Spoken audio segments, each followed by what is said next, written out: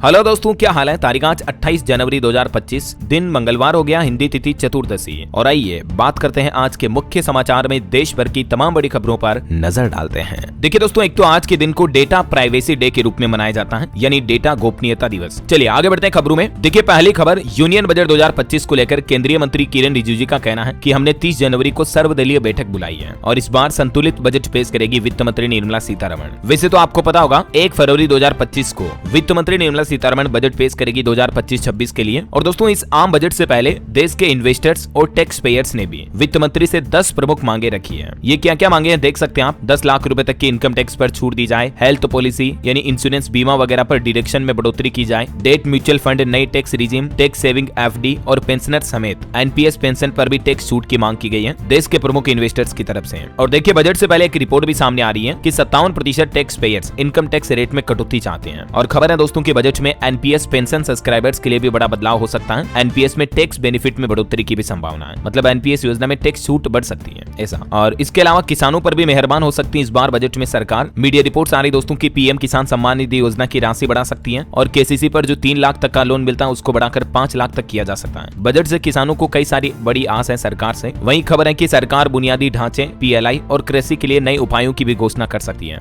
इसके अलावा बजट में सोने पर आयात शुल्क बढ़ाने का भी कारोबार पर असर पड़ सकता है। डब्ल्यूजीसी की तरफ से रिपोर्ट में आशंका जताई गई है। तो ये कुछ सरकार के बजट को लेकर प्लान चल रहे हैं। बाकी दोस्तों ऑफिशियल अपडेट 1 फरवरी को हमें पता चली जाएगा। फिलहाल आगे बढ़ते हैं खबरों में। देखिए आप, चीन पहुंचे हमारे भारत के विदेश सचिव विक्रम मिस्री और इस दौरान भारत चाइना के बीच कई अहम समझौतों पर हस्ताक्षर भी हुए हैं। देखिए 5 साल बाद भारत और चीन के बीच सीधी हवाई सेवा यानी डायरेक्ट फ्लाइट सर्विस शुरू होने जा रही है और कैलाश मानसरोवर यात्रा भी फिर से शुरू होगी 5 सालों बाद। भारत और चाइना दोनों विदेश सचिवों की मीटिंग में यह महत्वपूर्ण फैसला लिया गया है। कहीं न कहीं देखा जाए दोस्तों तो अब चाइना और भारत के बीच रिश्ते सुधरते नजर आ रहे हैं। चलिए अगली खबर देखिए, नीति आयोग और नेस्कॉम फाउंडेशन ने मिलकर 1 लाख लोगों को डिजिटली रूप से सशक्त बनाने की भी शुरुआत की है। ये नया डिजिटल साक्षरता का मिशन शुरू किया है। और वहीं खबर है दोस्तों, पीएम मोदी ने एनसीसी की वार्षिक रैली में शिरकत की और यहाँ एनसीसी युवाओं को संबोधित करते हुए पीएम बोले कि भारत के युवा वैश्विक भलाई के लिए बल हैं। प्रधानमंत्री ने युवाओं को फोर्स फॉर ग्लोबल गुड के रूप में प्रेरित किया। पीएम बोले कि भारतीय युवाओं के बिना भविष्य की कल्पना भी नहीं की जा सकती है। इनके पास वो शक्ति है जो 21वीं सदी में दुनिया के विकास की दिशा तय करेगी। प्रधानमंत्री ने युवाओं से यह भी कहा कि एक देश एक चुनाव पर जारी बहस को आगे बढ़ाएं। नई पीढ़ी से पीएम मोदी ने इसको लेकर भी अपील की है। और वही खबर है, अमेरिका में नए राष्ट्रपति बनने के बाद पहली बार डोनाल्ड ट्रंप से पीएम मोदी ने फोन पर बातचीत की और इस बातचीत के दौरान प्रधानमंत्री बोले कि हम मिलकर काम करेंगे। रिपोर्ट आ रही दोस्तों की जल्द ही पीएम मोदी डोनाल्ड ट्रंप से मिलने के लिए अमेरिका भी जा सकते हैं। अभी अमेरिकी राष्ट्रपति के शपथ लेने के 7 दिन बाद ये दोनों देशों के दिग्गज नेताओं के बीच फोन पर बातचीत हुई और भारत अमेरिका के रिश्तों पर भी चर्चा हुई। चलिए अगली खबर देखिए, मार्केट रेगुलेटर सेबी को मिलेगा नया चीफ। सरकार की तरफ से आवेदन भी मांगा गया है। अभी आपको पता होगा हमारे देश की सेबी चीफ है माधवी बुच, जो कि अगले महीने 28 फरवरी को रिटायर हो रही है। तो अब देखते हैं इनके बाद नया सेबी चीफ कौन नियुक्त किया जाता है। और खबर है, केंद्रीय वाणिज्य मंत्री पीयूष गोयल भी 27-28 जनवरी के लिए 2 दिन ओमान दौरे पर पहुंचे।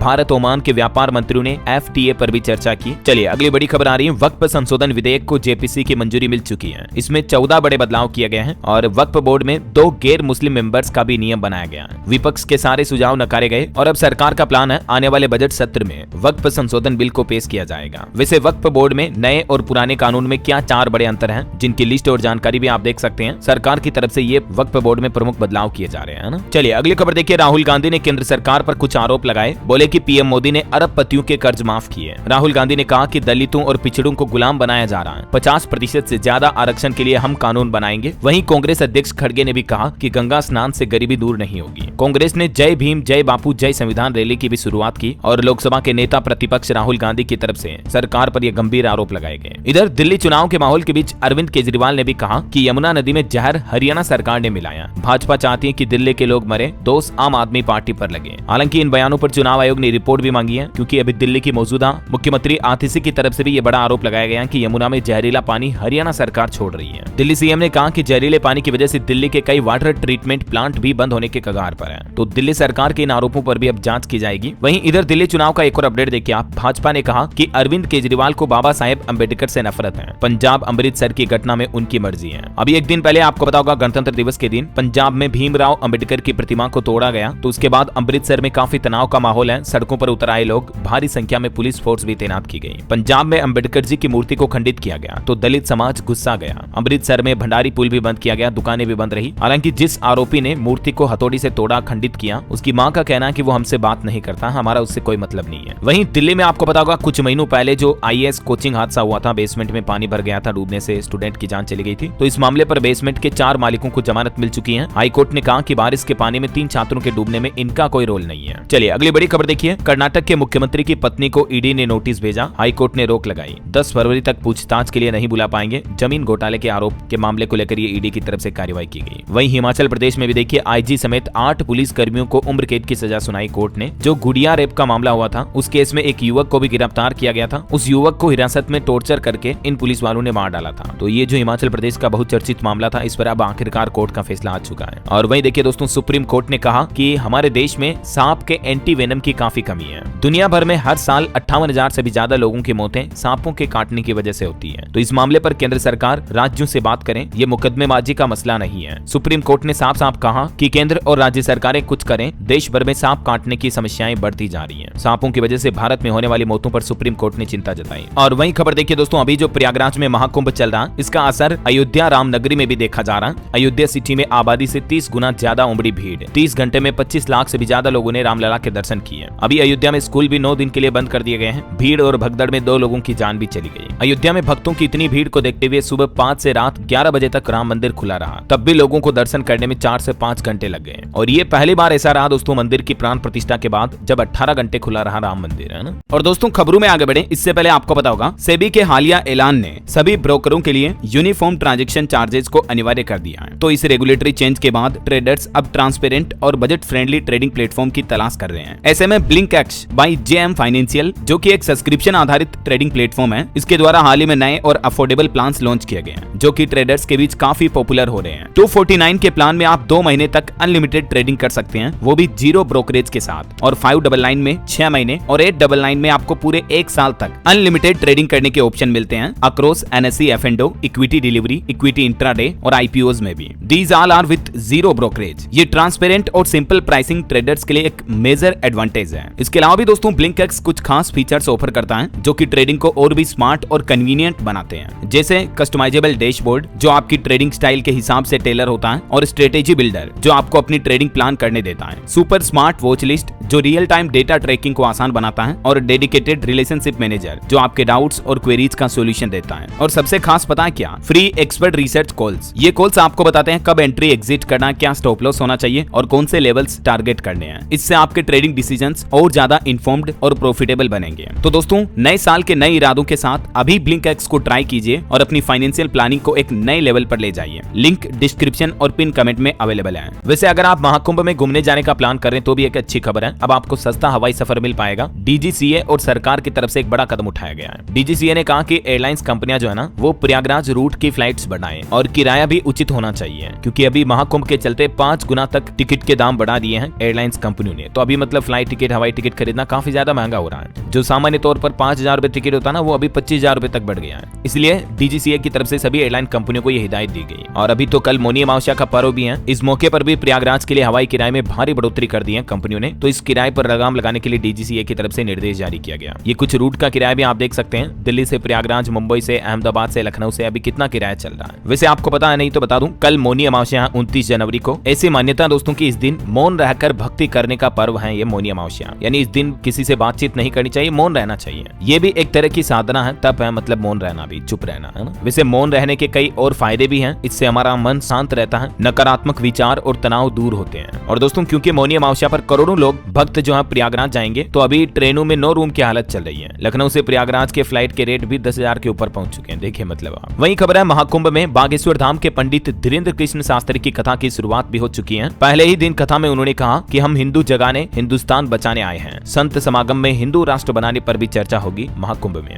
ये बागेश्वर धाम की कथा 29 जनवरी तक चलेगी, मौनी अमावस्या की शाम तक, और इसके बाद 30 जनवरी को वह विशाल संत समागम भी करेंगे। देश के केंद्रीय गृह मंत्री अमित शाह ने भी महाकुंभ में डुबकी लगाई, अक्षय वट के दर्शन किए और फिर संतों के साथ भोजन भी किया। और वैसे अभी आपको पता होगा प्रयागराज महाकुंभ में जो IIT बाबा नाम से एक शख्स जो वायरल हो रहा, अभय नाम है जिनका, तो उनका कहना कि अब वो IIT बाबा टैग के नाम से काफी परेशान है। फूट फूट कर रोते नजर आए, बोले कि मेरे कैरेक्टर को गाली दी जा रही है, मुझे पॉपुलैरिटी नहीं चाहिए। हरियाणा के झज्जर के रहने वाले अभय सिंह अभी मीडिया में उनकी बातों को लेकर काफी परेशान नजर आ रहे हैं। महाकुंभ से जुड़े कुछ और अपडेट है दोस्तों, आपको आगे बताऊंगा। फिलहाल देखिए अगली खबर, खेल समाचार पर एक अच्छी खबर आ रही है। बुमराह बने ICC test player of the year. Mandhana तीसरी बार बनी women's one day one day player of the year. Current affairs के हिसाब से इंपोर्टेंट है, ये ध्यान रखिएगा। स्मृति मंदाना, जिन्हें ICC women's one day cricketer of the year का अवार्ड मिला, तीसरी बार उन्होंने ये अवार्ड जीता है। चलिए अगली खबर देखिए। यूसीसी आज से ही उत्तराखंड में लागू हो चुका है। विवाह, तलाक और लिव इन रिलेशनशिप में कई बदलाव होंगे और उत्तराखंड राज्य यूसीसी कानून लागू करने वाला देश का पहला राज्य भी बन चुका है। इस नए कानून के शुभारंभ के मौके पर मुख्यमंत्री पुष्कर सिंह धामी बोले कि हलाला, एक से ज्यादा शादियों, 3 तलाक, इन चीजों पर पूरी तरह से रोक लग पाएगी इस यूसीसी कानून के आने के बाद। वैसे ये जो यूसीसी कानून है, इसमें मुख्य प्रावधान क्या है? सभी धर्म और समुदाय के लिए एक ही कोर्ट, एक ही तरह की प्रोसेस और सजा का प्रावधान है। चोरी, लूटपाट, मारपीट वगैरह की घटनाएं भी इससे कम होगी और हिंदू मुस्लिम में शादियों वगैरह को लेकर जो संपत्ति के मामले होते हैं उनमें भी झगड़े खत्म होंगे, है ना। उत्तराखंड में यूसीसी लागू होने पर देश के उपराष्ट्रपति जगदीप धनखड़ ने भी खुशी जताते हुए कहा कि एक दिन ये कानून पूरे देश में लागू होगा। चलिए फिलहाल अपन आगे बढ़ते हैं खबरों में। देखिए आप, एक अच्छी खबर आ रही दोस्तों। अमरनाथ यात्रा में इस बार श्रद्धालु बिना किसी भीड़ और धक्का मुक्की के बाबा बर्फानी के दर्शन कर पाएंगे, क्योंकि श्री अमरनाथ जी गुफा में 5 लाइनों का ढांचा बनकर तैयार हो चुका है। पंजाब लुधियाना के आर्किटेक्ट ने इसे डिजाइन और निर्माण किया। एक बार में अब 125 श्रद्धालु दर्शन कर पाएंगे, जबकि पहले जहां 50-60 श्रद्धालु ही कतार में खड़े होकर दर्शन कर पाते थे, है ना। वहीं खबर देखिए, पश्चिम भारत का पहला हड्डी बैंक गुजरात के अहमदाबाद में शुरू हुआ। अब शरीर में किसी को अगर किसी एक्स्ट्रा जगह पर हड्डी लगवानी है तो उसी मरीज के ही शरीर से दूसरी जगह से हड्डी निकलवाने की जरूरत नहीं पड़ेगी, है ना। चलिए अगली खबर आ रही। बॉलीवुड एक्टर सैफ अली खान पर जो हमला हुआ, उस केस में अब पश्चिम बंगाल से भी एक महिला अरेस्ट की गई, क्योंकि आरोपी का सिम कार्ड इसी महिला के नाम से रजिस्टर्ड पाया गया। और महाराष्ट्र के मुख्यमंत्री फडणवीस भी बोले कि मीडिया कंफ्यूजन क्रिएट कर रहा है इस मामले पर। वहीं आपकी सेहत को लेकर एक रिपोर्ट सामने आ रही है कि योग से डायबिटीज को भी कंट्रोल में रखा जा सकता है। एम्स के वैज्ञानिकों की स्टडी में बड़ा चौंकाने वाला खुलासा हुआ कि रोजाना 50 मिनट तक योग करने से शुगर भी ठीक हो जाता है। हाल ही में अखिल भारतीय आयुर्विज्ञान संस्थान एम्स नई दिल्ली के डॉक्टरों ने ये डायबिटीज पर रिसर्च की और रिसर्च में ये चौंकाने वाला खुलासा सामने आया। तो अगर आपको भी ब्लड शुगर वगैरह की प्रॉब्लम है तो रोजाना लगभग 50 मिनट जरूर योगा करें, है ना, क्योंकि फिजिकल एक्टिविटीज और योग से ब्लड शुगर लेवल नियंत्रित रहता है। ब्लड शुगर को कंट्रोल करने वाले कुछ योगासन भी आप देख सकते हैं। ये हल्के फुल्के व्यायाम अवश्य करें। और नींद पर भी वैज्ञानिकों की एक रिसर्च सामने आ रही है कि सोने का जो बेस्ट टाइम होता है वो होता है रात 8 बजे से लेकर सुबह 4 बजे तक। अगर रोजाना हमें नींद अच्छी मिलती है तो सुबह शरीर और दिमाग दोनों दुरुस्त रहते हैं, फ्रेश रहते हैं। तो इसलिए हमेशा टाइम पर सोएं, क्योंकि आजकल तो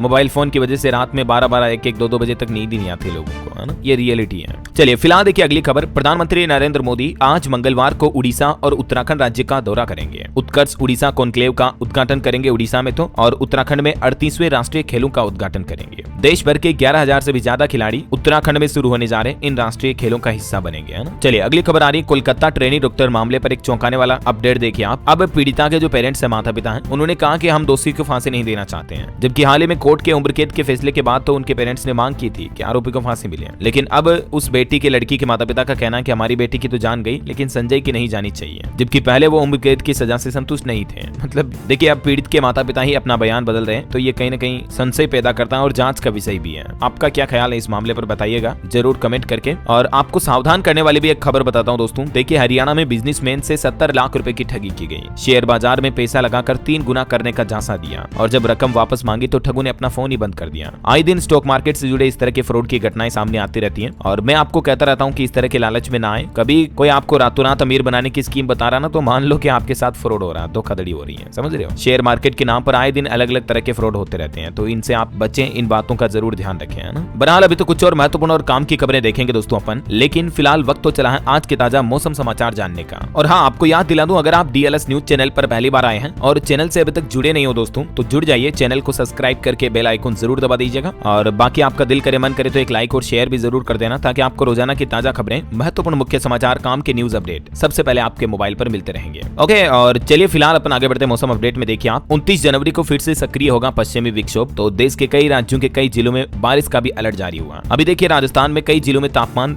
0.5 डिग्री सेल्सियस तक पहुंच चुका है। कुछ जिलों में तो पानी भी जमने लगा। हिमाचल, पंजाब में भी कोल्ड वेव का अलर्ट है। मध्य प्रदेश में रातों में ठंड बढ़ी। दिल्ली में 26 जनवरी 8 साल में सबसे गर्म दिन रहा। कुछ राज्यों की अपडेट देखिए आप। मध्य प्रदेश में 5 डिग्री से नीचे पहुंचा पारा, सर्द हवाओं की वजह से ठिठुरन बढ़ी और कल से राहत मिलेगी। 1 फरवरी से एमपी में बारिश का दौर भी शुरू होगा। इधर राजस्थान में तो कई जिलों में माइनस में पहुंचने लगा पारा, बर्फ जमने लगी। मौसम विभाग का कहना कि 2-3 फरवरी को राजस्थान में मौसम बदलेगा, बारिश की भी चेतावनी है। और बिहार में देखिए दोस्तों, पटना गांधी सेतु पर कोहरे के कारण 3 गाड़ियां टकराई। 8 जिलों में येलो अलर्ट है बिहार में, और कुछ हिस्सों में तो बारिश की भी चेतावनी है। मौसम विभाग का कहना कि पछुआ हवाओं की वजह से बिहार में ठंड और बढ़ेगी। बाकी पंजाब के भी 13 जिलों में शीतलहर का अलर्ट है। 29 जनवरी से बदलेगा मौसम। और भी स्काईमेड वेदर की रिपोर्ट के मुताबिक अगले 24 घंटों के दौरान मौसम की संभावित गतिविधियां क्या रह सकती हैं, जिसकी जानकारी आप देख सकते हैं। कुछ राज्यों में मतलब हल्की फुल्की बारिश वगैरह की भी चेतावनी है ना। ओके, और चलिए मौसम के बाद अब अपन आज के सराफा बाजार पर नजर डाल लेते हैं। देखिए आज सोने में बढ़त रही, चांदी में गिरावट देखी गई। सोना 49 रुपए बढ़कर अभी 80,397 रुपए प्रति 10 ग्राम चल रहा है, जबकि चांदी 90,274 रुपए प्रति किलो बिक रही है। चांदी में अच्छी खासी 937 रुपए की गिरावट देखी गई। चलिए कुछ मार्केट अपडेट्स भी देख लेते हैं। देखिए भारतीय शेयर बाजार फिर से धड़ाम हुआ, निवेशकों के 9 लाख करोड़ रुपए तक डूब गए। जी हाँ दोस्तों, बीते दिन इंडियन स्टॉक मार्केट के इंडेक्स सेंसेक्स में 824 अंक की गिरावट देखी गई। अभी 75,000 पर पहुंच चुका सेंसेक्स। निफ्टी भी 250 से ज्यादा अंक गिरा। कुछ कंपनियों के नतीजे देखिए आप। तीसरी तिमाही में टाटा स्टील का मुनाफा 43% कम हुआ। अडानी टोटल गैस का मुनाफा भी 19% कम रहा और अडानी विल्मर का मुनाफा तीसरी तिमाही में दुगुना हुआ, 201 से बढ़कर 411 करोड़ पहुंच चुका है। जबकि अडानी ग्रुप के जो सीमेंट कंपनी एसीसी है, उसका मुनाफा भी वित्त वर्ष 2025 की तीसरी तिमाही में 103% तक बढ़ा है। और खबर है दोस्तों, जोहो के फाउंडर श्रीधर वेम्बू ने भी कंपनी के सीईओ का पद छोड़ा। अब वो चीफ साइंटिस्ट होंगे और फिर एआई यानी आर्टिफिशियल इंटेलिजेंस और डीप टेक पर रिसर्च करेंगे। अब शैलेश कुमार होंगे नए सीईओ। ठीक है, तो ये तो कुछ कंपनियों के अपडेट चल रहे हैं और चलिए अब अपन आगे बढ़ते हैं खबरों में। देखिए गाड़ी वाहन व्हीकल पर एक रिपोर्ट आ रही है कि वित्त वर्ष 2030 तक कुल वाहन बिक्री में 30 से 35% में ईवी यानी इलेक्ट्रिक गाड़ियों की इलेक्ट्रिक व्हीकल की हिस्सेदारी होगी। और खबर है आईआईटी दिल्ली ने अपने 67वें स्थापना दिवस के मौके पर भी रिसर्च इंपैक्ट रिपोर्ट जारी की। केंद्रीय वाणिज्य मंत्री पीयूष गोयल ने मस्कट में ओमान के वाणिज्य उद्योग तथा निवेश संवर्धन मंत्री केस बिन मोहम्मद अल यूसुफ के साथ बैठक की और भारत ओमान के बीच रिश्तों को लेकर चर्चा भी हुई। और भारतीय स्टार्टअप्स ने बीते सप्ताह जुटाई करीब $250 मिलियन की फंडिंग। इंडियन स्टार्टअप फंडिंग को लेकर ये रिपोर्ट भी आप देख सकते हैं। और वहीं एक और रिपोर्ट आ रही दोस्तों की भारत में क्रेडिट कार्ड उपयोग करने वाले लोगों की तादाद भी काफी बढ़ी है। पर्सनल लोन में भी बढ़ोतरी हुई। TransUnion civil credit market indicator CMI की तरफ से डेटा जारी किया गया। और खबर है जितेंद्र पाल सिंह को इजराइल में भारत का नया राजदूत नियुक्त किया गया। और खबर है दोस्तों, हमारे विदेश मंत्री डॉक्टर एस जयशंकर भी आज से संयुक्त अरब अमीरात की यानी UAE की 3 दिन की यात्रा पर रहेंगे। और एक चौंकाने वाली खबर देखिए, 870 करोड़ की 4000 किलो नशीली दवाइयां नष्ट की गई। गुजरात में एनसीबी ने ड्रग डिस्पोजल पखवाड़े के तहत यह कार्रवाई की।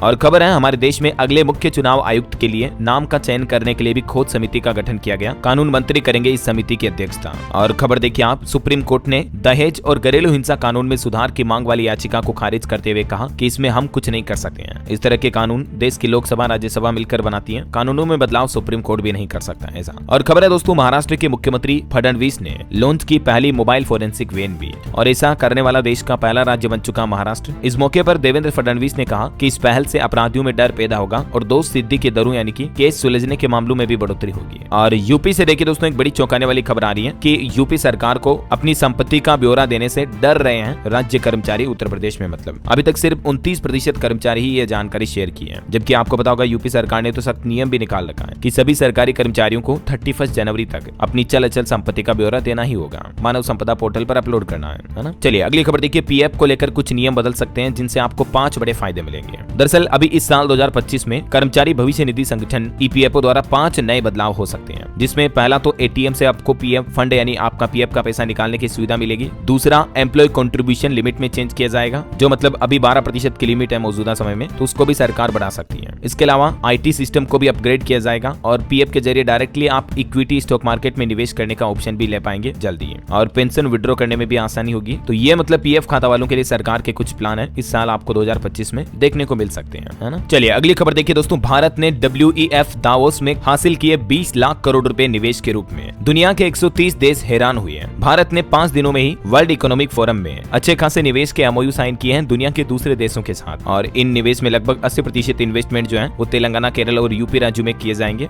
इन MOU के जरिए देश में हजारों लाखों नई जॉब्स भी जनरेट हो गए, है ना। चलिए अगली बड़ी खबर देखिए, अब व्हाट्सएप से नोटिस नहीं भेज पाएंगी पुलिस। सुप्रीम कोर्ट की तरफ से एक बड़ा आदेश सुनाया गया। सुप्रीम कोर्ट ने देश भर के पुलिस विभागों को निर्देश जारी किया और कहा कि वे CRPC की धारा 41A या BNSS की धारा 35 के तहत आरोपी को नोटिस देने के लिए व्हाट्सएप या किसी भी तरह के इलेक्ट्रॉनिक मोड का उपयोग न करें। कोर्ट ने ये स्पष्ट किया है कि ये नोटिस केवल वैधानिक और मान्यता प्राप्त तरीकों से ही जारी किए जाने चाहिए, है ना। और इस बार दोस्तों चारधाम यात्रा पर भी खबर आ रही है कि 30 अप्रैल को होगा चारधाम यात्रा का शुभारंभ। कपाट खुलने की तिथि भी 2 फरवरी से शुरू की जाएगी, तय किया जाएगा मतलब किस दिन चारधाम के कपाट खुलेंगे ऐसा। और खबर है मध्य प्रदेश के मुख्यमंत्री डॉक्टर मोहन यादव भी जापान के लिए रवाना हुए। प्रदेश में निवेश के लिए उद्योगपति और निवेशकों के साथ चर्चा करेंगे। और वहीं दोस्तों दिल्ली चुनाव के बीच कांग्रेस को एक बड़ा झटका लगा। कोंडली से 3 बार के विधायक अमरीश गौतम और उनके बेटे आम आदमी पार्टी में शामिल हुए। और खबर देखिए दोस्तों, HMPV वायरस के बाद अब महाराष्ट्र के सोलापुर में GB सिंड्रोम का प्रकोप काफी बढ़ रहा है और इससे पहले शख्स की मौत भी हो चुकी है। अभी तक भी 101 एक्टिव मरीज हैं इस सिंड्रोम के, जिनमें 19 तो बच्चे हैं और इसका इलाज भी काफी काफी महंगा है। एक इंजेक्शन की कीमत तकरीबन 20,000 है। GBS यानी कि गुइलेन बेरे सिंड्रोम, जो कि हमारे शरीर में सीधा इम्यून सिस्टम और नर्व नेटवर्क पर अटैक करता है, जिससे हमारी मांसपेशियां कमजोर पड़ जाती हैं, सुन्न पड़ जाती है। इस GBS की वजह से पैरालिसिस की भी संभावना है। ये क्या है गुइलेन बेरे सिंड्रोम और इसके सामान्य लक्षण क्या हो सकते हैं, देख सकते हैं आप। ये दरअसल बैक्टीरिया के जरिए फैलने वाला एक सिंड्रोम है, प्रॉब्लम, बीमारी आप कह सकते हैं इसे। कल शाम को मैंने DLS न्यूज चैनल पर एक वीडियो में बताया था, सावधान हो जाएं। वैज्ञानिकों ने चेतावनी जारी की, भारत में अभी एक नए वायरस का खतरा मंडरा रहा है। कोरोना और HMPV के बाद GBS से आप जरूर बच कर रहे हैं, ठीक है ना। इसकी ज्यादा जानकारी आपको इस वीडियो में मिल जाएगी। चलिए अगली खबर देखिए। इंडोनेशिया के राष्ट्रपति जो अभी गणतंत्र दिवस पर मुख्य अतिथि थे, तो उन्होंने कहा कि मेरा DNA भारत का है, भारतीय संगीत सुनकर नाचने लगता हूँ, हमारी भाषा का एक बड़ा हिस्सा भारतीय संस्कृति से आया है। चलिए खबर आ रही दोस्तों, पंजाब में सिख रिसर्चर ने दावा किया है कि पंजाब में लगभग 3.5 लाख लोग ईसाई बने। बीमारी गरीबी से छुटकारे का लालच दिया जा रहा लोगों को 2 साल में ईसाइयों की आबादी 15% तक बढ़ी है। और वहीं खबर देखिए, हरियाणा सरकार को भी IMA यानी इंडियन मेडिकल एसोसिएशन ने चेतावनी जारी की और कहा कि 3 फरवरी से हरियाणा के 600 प्राइवेट अस्पताल आयुष्मान कार्ड योजना बंद कर देंगे, क्योंकि अस्पतालों पर अभी ही लगभग 400 करोड़ का बकाया है, जो कि हरियाणा सरकार जारी नहीं कर रही है। तो यही वजह से प्राइवेट हॉस्पिटल नाराज नजर आए और IMA की तरफ से हरियाणा सरकार को सीधी सीधी चेतावनी जारी की गई। कहा कि 3 फरवरी के बाद आयुष्मान भारत योजना के तहत हम इलाज या ऑपरेशन नहीं करेंगे ऐसा। और एक बड़ी चौंकाने वाली रिपोर्ट देखिए दोस्तों, गुजरात बॉर्डर के गाँव में घट रही है हिंदू आबादी। स्थानीय लोग बोले कि रोजगार और सुविधाएं ही नहीं है। 23 गाँव से ये भास्कर की ग्राउंड रिपोर्ट आप देख सकते हैं। गुजरात के कच्छ जिले की जो सीमा पाकिस्तान को छूती है,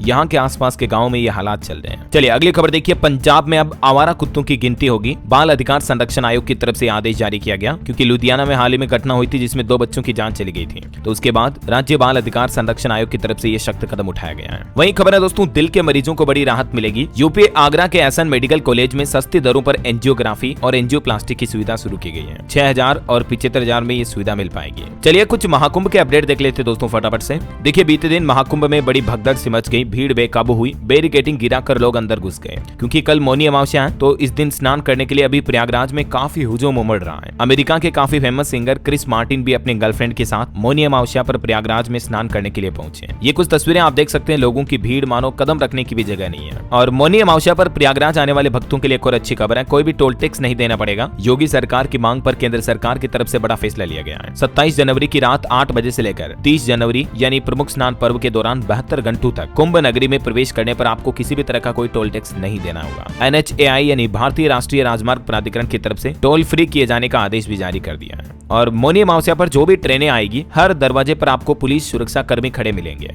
मौनी अमावस्या पर श्रद्धालुओं की विशेष सुरक्षा के इंतजाम किए गए हैं। SPGRP ने व्यवस्थाएं भी देखी हैं। हरियाणा वासियों के लिए भी अच्छी खबर है, महाकुंभ मेला में हरियाणा सरकार मुफ्त में ले जा रही घुमाने के लिए, क्योंकि हरियाणा सरकार द्वारा जो तीर्थ दर्शन योजना चलाई जाती है उसके लिए पहला महाकुंभ का जत्था भी रवाना हुआ। और देखिए महाकुंभ की महारसोई की ग्राउंड रिपोर्ट, 24 घंटे यहाँ खाना मिलता है। 1 बीघा में किचन बनाया गया, कड़ा ऐसा कि 25,000 लोगों के लिए एक साथ सब्जी बन जाती है। देखिए मतलब इतनी बड़ी कड़ाही, और भक्तों के लिए हजारों नहीं बल्कि लाखों भक्तों को रोजाना प्रसाद भोजन वितरित किया जा रहा है। वहीं खबर है दोस्तों, महाकुंभ में धर्म संसद वर्शिप एक्ट खत्म करने की भी मांग की गई और PM मोदी से सनातन बोर्ड बनाने की भी अपील की गई। नारा दिया गया, संबल मथुरा विश्वनाथ तीनों लेंगे एक साथ। महाकुंभ में आपको पता होगा बीते दिन सोमवार को भक्तों की संतों की बैठक हुई और इसमें सनातन बोर्ड बनाने की मांग की गई। हालांकि इस सनातन बोर्ड पर भी संतों में 2 फाड़ देखी गई। धर्म संसद से अखाड़ा परिषद ने इसका समर्थन देने से किनारा किया और बाकी धर्म संसद में सनातन बोर्ड के गठन का प्रस्ताव पास हो चुका है। कथावाचक देवकीनंदन ठाकुर सोशल मीडिया पर इसका प्रारूप भी साझा किया है। ये देख सकते हैं क्या क्या प्रस्तावों पर बातचीत बनी इस सनातन बोर्ड की बैठक में प्रयागराज में, है ना। और खबर देखिए, महंत कुल शेखराचार्य का पट्टाभिषेक हुआ, ये जगत गुरु बने। पट्टाभिषेक के बाद कुल शेखराचार्य ने कहा कि भटक रहे हिंदुओं को एकजुट करेंगे। और जरा हेलीकॉप्टर से ये देखिए महाकुंभ का नजारा, 40 किलोमीटर में फैला हुआ महाकुंभ मेला। संगम से डोम सिटी तक का नजारा आप देख सकते हैं। एक साथ 10 पीपा पुल बनाए गए, नावों की चित्रकारी भी देखने को मिली। अंतरिक्ष से भी संगम का विहंगम नजारा देखने को मिला। धरती पर अभी सिर्फ महाकुंभ ही जगमग दिखाई दे रहा है। ISS यानी इंटरनेशनल स्पेस स्टेशन ने, जो कि नासा का अंतर्राष्ट्रीय स्पेस स्टेशन है, उसके द्वारा ये महाकुंभ की 2 तस्वीरें शेयर की गई। मतलब अभी पूरी दुनिया भर में धरती पर महाकुंभ ही एकमात्र ऐसा व्यू पॉइंट बना हुआ है जहां रात में इतना जगमग लाइट रोशनी दिख रही है ना। और खबर है दोस्तों, मौनी अमावस्या पर भी प्रयागराज के सभी रेलवे स्टेशनों पर प्रवेश और निकास की विशेष योजनाएं की गई है। तो ये कुछ महाकुंभ का अपडेट चल रहा है। और चलिए दोस्तों अब अपन आगे बढ़ते हैं, कुछ स्टेट न्यूज अपडेट देख लेते हैं फटाफट से। देखिए छुट्टी को लेकर लेकर बिहार के नीतीश सरकार ने एक नया आदेश जारी किया। अब सरकारी अधिकारियों और कर्मचारियों को इतने दिन पहले ही डिपार्टमेंट को जानकारी देनी पड़ेगी छुट्टी लेने के लिए। नए नियम के मुताबिक एक तो कर्मचारियों को मुख्यालय छोड़ने की तारीख से कम 7 दिन पहले अपने विभागाध्यक्ष को सूचना देनी होगी और छुट्टी वगैरह के लिए ऑनलाइन अप्लाई करने का सिस्टम भी शुरू करने जा रही नीतीश सरकार। बिहार वासियों के लिए कुछ और अच्छे अपडेट हैं। अब सरकार हर महीने करेगी टीबी मरीजों की पैसों से मदद। इस तरीके से सीधे बैंक खातों में पहुंचेंगे रुपए। दरअसल बिहार में टीबी मरीजों को 500 रुपए हर महीने प्रोत्साहन राशि के रूप में दिए जाएंगे। बिहार गोपालगंज से ये नई सुविधा शुरू होने जा रही है। हालांकि इसके लिए टीबी मरीजों को निक्षय पोर्टल पर रजिस्ट्रेशन करवाना होगा, है ना। इसके अलावा देखिए बिहार के बांका जिले में बनेगा स्मार्ट विलेज। केंद्रीय राज्य मंत्री ने बताया कि काफी आधुनिक सुविधाओं से लेस होगा ये स्मार्ट विलेज। और बिहार में सब्जी की खेती करने वाले किसानों के लिए भी बड़ी अच्छी खुशखबरी आई है। नीतीश सरकार की सब्जी विकास योजना के तहत अब सरकार किसानों को सब्जी की खेती करने में आने वाले खर्च में 75% सब्सिडी के रूप में बिहार सरकार खर्च वहन करेगी। ये वाकई में बहुत ही अच्छी पहल है। मतलब किसानों के सब्जी के बीज वगैरह हो गए, जो कीटनाशक दवाइयां छिड़की जाती है, उन सब पर 75% खर्च जो है ना गवर्नमेंट वहन करेगी, है ना। चलिए अगली खबर देखिए। राजस्थान में 8वीं आर्थिक गणना 2025-26 के लिए मुख्य सचिव की अध्यक्षता में राज्य स्तरीय समन्वय समिति का गठन हुआ। वहीं खबर है राजस्थान के भी संत प्रयागराज में बने महामंडलेश्वर, देख सकते हैं आप जानकारी। और राजस्थान हाईकोर्ट के 3 नवनियुक्त जजों ने भी शपथ ली। अब हाईकोर्ट में न्यायाधीशों की संख्या बढ़कर 33 हुई। और खबर देखिए दोस्तों, रावण बने बॉलीवुड के एक्टर आशुतोष राणा। छत्तीसगढ़ रायपुर में भास्कर उत्सव में हमारे राम कार्यक्रम के दौरान ये कुछ नाटकीय मंच की तस्वीरें भी आप देख सकते हैं। मुख्यमंत्री विष्णुदेव साय और रमन सिंह भी इस कार्यक्रम में मौजूद रहे। छत्तीसगढ़ सरकार ने एक और बड़ी घोषणा की है। किसानों को मिलेंगे 800 रुपए। चुनाव के बीच करोड़ों रुपए जारी करेगी सरकार। छत्तीसगढ़ के डिप्टी सीएम बोले कि 15 फरवरी तक खातों में रकम भी आ जाएगी। विष्णुदेव सरकार की कैबिनेट बैठक में किसान भाई लोगों के लिए ये अच्छा फैसला लिया गया। और वहीं देखिए छत्तीसगढ़ रायपुर में भी बड़ी घोषणा की गई। रायपुर के हर वार्ड में लगेगा वाईफाई। महिलाओं को फ्री सिटी बस सेवा भी मिलेगी। आम आदमी पार्टी ने 32 वादों के साथ ये अपना घोषणा पत्र भी जारी किया रायपुर नगर निगम चुनाव के लिए, है ना। और वहीं मध्य प्रदेश वासियों के लिए अच्छी खबर है। एमपी में 3.25 लाख पीएम आवास घर बनाए जाएंगे। किसान क्रेडिट कार्ड लिमिट भी अगर बढ़ी तो 65 लाख किसानों को फायदा होगा। और सड़कों और पुल के लिए भी 2800 करोड़ रुपए तक का बजट मध्य प्रदेश के लिए जारी हो सकता है। और खबर है यूपी मदरसा बोर्ड की परीक्षाओं का टाइम टेबल जारी हुआ। 17 से 22 फरवरी के बीच होंगे एग्जाम। सीसीटीवी के जरिए परीक्षाओं पर नजर रखी जाएगी। वहीं महाकुंभ पलट प्रवाह पर वाराणसी स्वास्थ्य विभाग भी अलर्ट हुआ। सीएमओ ने निजी चिकित्सालयों से अपील की। बोले कि काशी आने वाले श्रद्धालुओं का श्रद्धा भाव से इलाज करें। और देखिए यूपी हाईकोर्ट का कहना है कि हिंदू विवाह का विघटन इतना हल्के में नहीं हो सकता है। हाईकोर्ट ने कहा कि अपवाद के बिना 1 साल के भीतर हिंदू विवाह को भंग नहीं किया जाना चाहिए। इलाहाबाद हाईकोर्ट की तरफ से एक केस की सुनवाई करते हुए ये महत्वपूर्ण फैसला सुनाया गया। और वहीं खबर देखिए बिहार वासियों को 2766 करोड़ रुपए की मिली सौगात। मेडिकल कॉलेज से लेकर शिक्षा पर होगा खर्च। डिप्टी सीएम बोले कि तेजी से होगा बिहार का विकास। केंद्र सरकार ने बिहार को ये अतिरिक्त सहायता के रूप में 2766 करोड़ की बजट धनराशि आवंटित की है।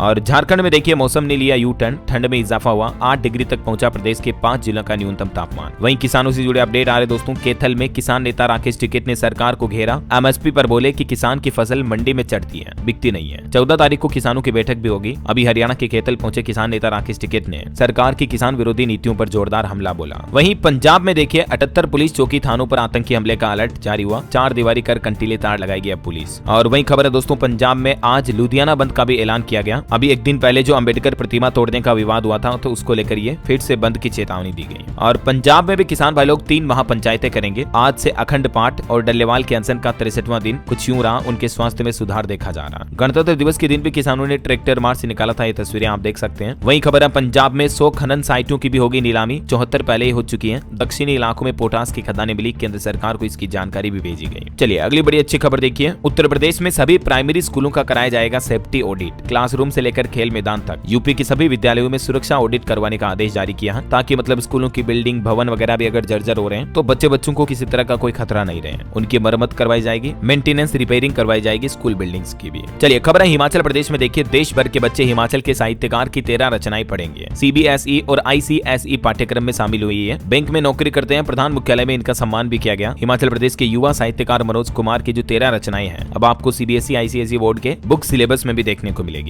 और हिमाचल प्रदेश में पुलिस भर्ती का शेड्यूल भी जारी हुआ। 4 जिलों में फरवरी से मार्च तक होंगे ग्राउंड टेस्ट। 34,000 से ज्यादा आवेदन भी आए। वहीं खबर है दोस्तों हिमाचल के शहरी क्षेत्रों में पानी पीना महंगा हुआ। सड़कों पर उतरे लोग। बोले कि 710 की जगह 1710 रुपए का बिल थमाया। आंदोलन की भी चेतावनी दी। और खबर है हिमाचल में जनवरी में ही सूखे जैसे हालात देखने को मिल रहे हैं। 4 जिलों में शीतलहर का अलर्ट। नॉर्मल से 78% कम बारिश हुई। किसानों और बागवानों की टेंशन भी बढ़ी। और उत्तराखंड सरकार ने जो राज्य में यूसीसी कानून लागू किया उसके विरोध में कोर्ट जाएगी जमीयत उलमा ए हिंद के अध्यक्ष मौलाना अरशद मदनी ने इसे धार्मिक स्वतंत्रता पर हमला बोलते हुए कहा कि हम इसे कोर्ट में चुनौती देंगे। मदनी बोले कि हम शरीयत के खिलाफ कोई भी कानून स्वीकार नहीं करेंगे। करेंगे। चलिए एजुकेशन पर अपडेट देखिए। एक तो नीट यूजी एग्जाम में बदलाव किए गए, सेक्शन भी खत्म हुआ, टाइम ड्यूरेशन भी घटाया गया, रजिस्ट्रेशन के लिए अब अपार आईडी की भी जरूरत नहीं पड़ेगी। वहीं सरकारी नौकरी पर खबर आ रही है, मध्य प्रदेश शिक्षक भर्ती परीक्षा 2025 के लिए आज से आवेदन शुरू होने जा रहे हैं। 10,758 वैकेंसी है टोटल इसमें, और आज 28 फरवरी से आप ऑनलाइन फॉर्म भर पाएंगे। 11 फरवरी इसकी लास्ट डेट रहेगी, ठीक है ना। तब तक इच्छुक उम्मीदवार इस ऑनलाइन पोर्टल के माध्यम से आवेदन कर सकते हैं। अच्छी खासी टीचर की वैकेंसी है, अगर आप गवर्नमेंट जॉब की तैयारी करें दोस्तों जी अच्छा मौका हो सकता है ना। और चलिए कुछ अंतर्राष्ट्रीय न्यूज अपडेट देखते हैं। देखिए गाजा पर डोनाल्ड ट्रंप के प्लान से दुनिया भर के मुस्लिम देश डर गए। लाखों लोगों को दूसरी जगह बसाने की इच्छा है ट्रंप की। देखिए 15 महीने बाद उत्तरी गाजा में भी लौट रहे फिलिस्तीनी। इजराइल ने इजाजत दे दी है। अक्टूबर 2023 में 10 लाख लोगों ने इलाका खाली किया था। इधर लेबनान से इजरायली सैनिकों की वापसी 18 फरवरी तक बढ़ी, 25 जनवरी तक डेडलाइन थी तो इसको बढ़ा दिया है। वहीं खबर है इजराइल को मिलेंगे 900 किलो के अमेरिकी बम। ट्रंप ने सप्लाई से रोक हटाई, जो बाइडेन ने पिछले साल बैन लगाया था। ओके, और अंत में दोस्तों आज के राशिफल पर नजर डाल लेते हैं। देखिए मकर राशि वालों की रियल एस्टेट में अच्छी डील हो सकती है आज, और तुला राशि के लोगों को भी सितारों का साथ मिलेगा। और भी कुछ अलग अलग राशियों का राशिफल आप देख सकते हैं स्क्रीन पर। और हाँ दोस्तों, आप मुझे कमेंट करके बताइए कि दावोस में चल रहे अभी WEF यानी वर्ल्ड इकोनॉमिक फोरम में भारत में कितने लाख करोड़ के निवेश प्रस्ताव आए हैं। कमेंट करके बताइए। सही जवाब देने वाले लोगों को रैंडमली सेलेक्ट होने पर DLS न्यूज टीम की तरफ से एक शानदार सरप्राइज गिफ्ट जीतने का मौका मिलेगा। और इसी के साथ ही अगर आपको वीडियो अच्छा लगा तो इसे लाइक करना, शेयर भी करना। DLS न्यूज चैनल को सब्सक्राइब करके बेल आइकन जरूर दबा देना, रोजाना ऐसी इन्फॉर्मेटिव जानकारियां देखते रहने के लिए। ओके, ख्याल रखिएगा अपने आप का, अपने परिवार का। मिलेंगे अगले नेक्स्ट अपडेट में, तब तक के लिए जय हिंद, जय भारत, वंदे मातरम।